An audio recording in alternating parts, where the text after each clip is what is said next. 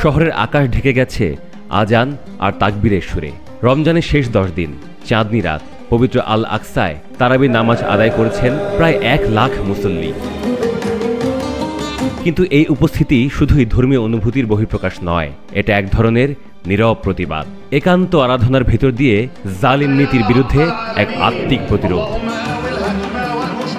মঙ্গলবার রমজানের 25তম দিন জেরুজালেমের এই ঐতিহাসিক মসজিদে জড়ো হন বিপুল সংখ্যক ফিলিস্তিনি।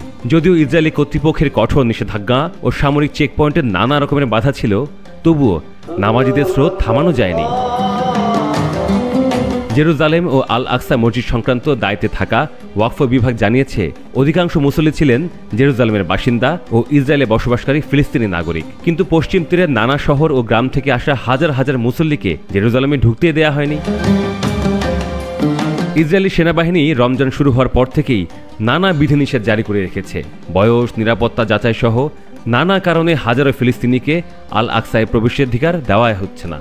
তবুও যারা পেরেছেন তারা উপস্থিত ছিলেন হৃদয়ের গভীর তাগিদে, প্রার্থনায় একাগ্র হয়ে। আল আকসা শুধু একটি উপাসনালয় নয়, এটি ফিলিস্তিনি জাতিসত্তার প্রতীক। সেখানে এমন বিপুল সংখ্যক মানুষের উপস্থিতি, তা যত বাধাই থাকুক না কেন, একটি স্পষ্ট বার্তা বহন করে।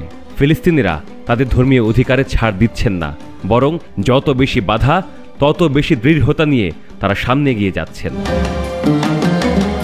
রমজানের শেষ 10 দিন মুসলিমদের জন্য বিশেষভাবে তাৎপর্যপূর্ণ।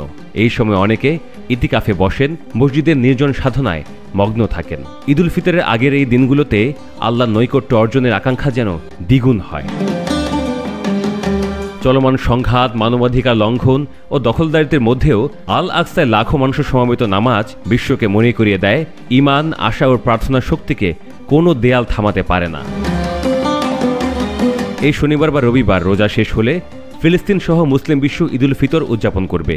কিন্তু এবারের ঈদ অনেকের জন্য অশ্রু আর আক্ষেপের মধ্য দিয়ে আসবে, কারণ গাজা, পশ্চিম তীরের বহু মানুষ যারা প্রতি বছর আল আকসা ঈদের নামাজ পড়তেন, এবার সেখানে পৌঁছতেই পারবেন না। তারপরও আল আকসা জেগে আছে। নামাজিদের কণ্ঠের প্রতিধ্বনিত হচ্ছে আত্মমর্যাদা, শান্তি আর অটল বিশ্বাসের বার্তা।